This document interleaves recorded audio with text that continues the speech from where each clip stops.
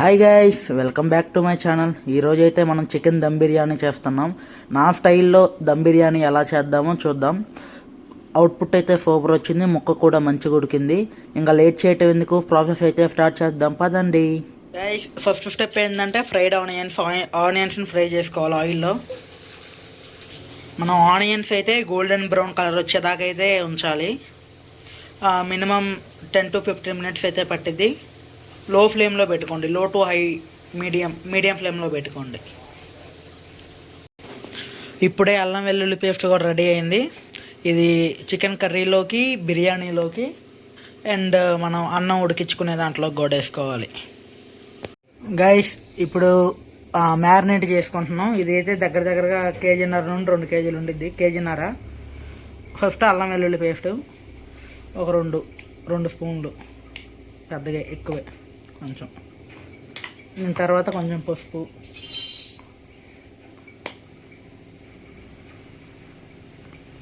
అయిపోయిన తర్వాత సాల్ట్.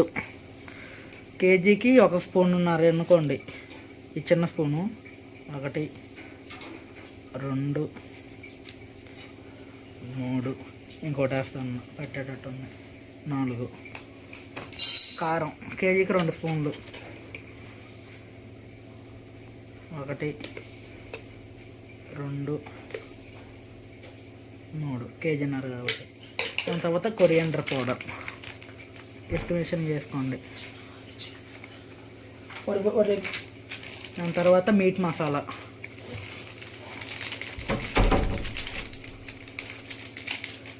దాని తర్వాత చికెన్ మసాలా,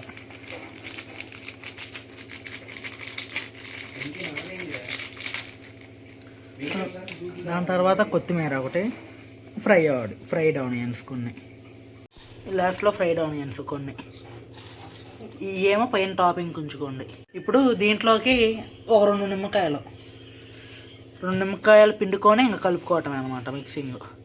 2 నిమ్మకాయలు పిండుకున్న తర్వాత లాస్ట్లో పెరుగు యాడ్ చేసుకోండి. ఎంత, ఒక 200 ml. ఇది మొత్తం కలుపుకున్న తర్వాత దీంట్లో కిందాకలా ఫ్రైడ్ ఆనియన్స్ ఉన్నగా నూనె ఒక 2 to 3 tablespoons వేసుకోండి. ఇది మ్యారినేట్ మినిమం ఒక 1/2 hour నుండి గంట పెట్టుకుంటే మసాలాలు ముక్కలు బాగా పడతాయి అన్నమాట. ఒక అరగంట నుండి బాస్మతి బియ్యం నానతా ఉన్నాయి. ఇప్పుడు దీన్ని మరిగించుకోవడానికి మనం ఇప్పుడు ఎసురు పెట్టుకోవాలి. ఒక పెద్దది, మీ కాడ నోట్లో పెద్దది గిన్నె తీసుకొని నీళ్లు ఫుల్గా పెట్టుకొని ఈ స్పైసెస్ వేసుకోండి.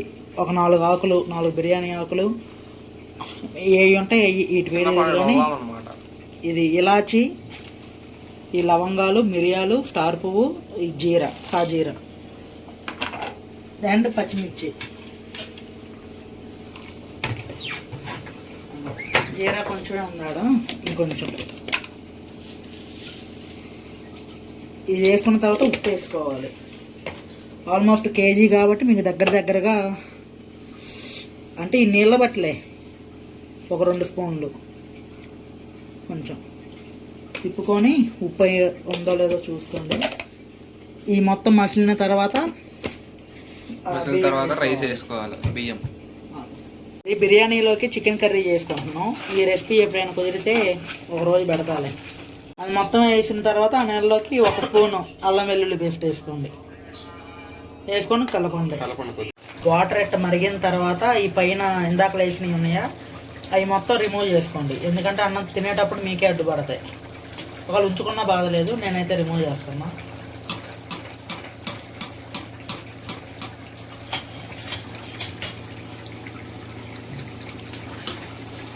వాటర్ ఇట్ట మసాలాలు అన్నమాట. దాని తర్వాత ఆల్రెడీ నానబెట్టుకున్న బియ్యం ఉన్నాయా అవి దీంట్లో డ్రాప్ చేయండి, వేసుకోండి దీంట్లో.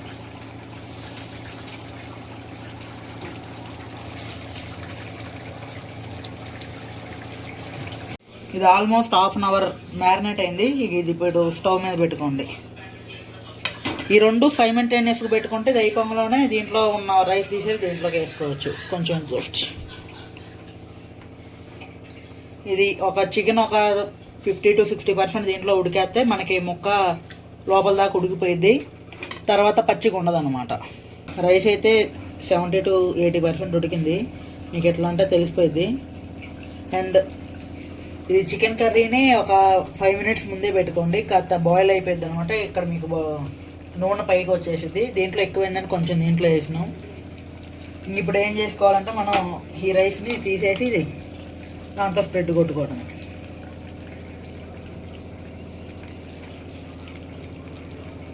ఫ్రైడ్ ఆనియన్స్ ఈ లేయర్స్గా వేసుకున్నాం అనమాట.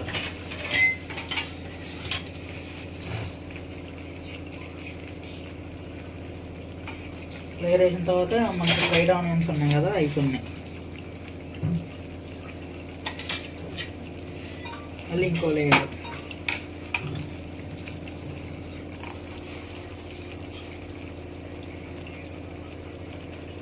అండ్ మొత్తం మంచిగా ఈక్వల్గా స్ప్రెడ్ చేసుకున్న తర్వాత మనం ఇందాక చికెన్లో నుండి గ్రేవీ తీసుకున్నాం, ఆ గ్రేవీ వేసుకోవాలి కొంచెం లైట్గా. మళ్ళీ దానిపైన ఇంకో layer rice.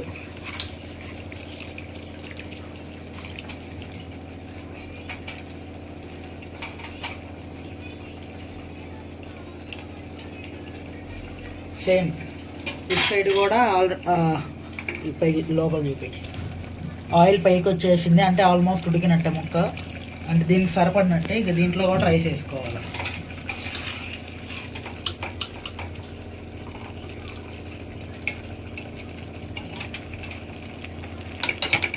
Rice, fried onions, again ఇంకా మిగిలిన రైస్.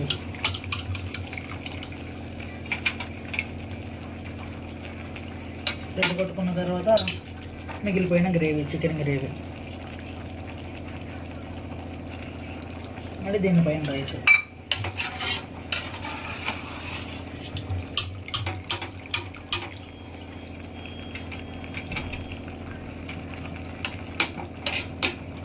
రైట్, మొత్తం అయిపోయిన తర్వాత ఇంకా లో ఫ్లేమ్లో పెట్టుకొని ఇంకా దమ్ పెట్టేసుకోవడం. అండ్ పైన ఇవి ఉన్నాయి కదా వాటరు, ఒక 2 to 3 పోసుకోండి, అంటే ఇంకొంచెం ఏమన్నా ఉన్నా మగ్గిపోయింది. 2 పోస్తున్నా, దీనికి సరిపోయింది. దీనికి ఒకటి పోద్దాం. దీనిపైన మిగిలిపోయిన ఫ్రై ఆనియన్స్ అండ్ కొత్తిమీర వేసుకోండి. అండ్ ఉంటే మీకు ఇందాక వేసిన మ్యారినేట్ చేసిన మసాలాలో కొరియాండర్ పౌడర్ వేసుకోండి. ఇది కొరియాండర్ పౌడర్ కొంచెం పైన.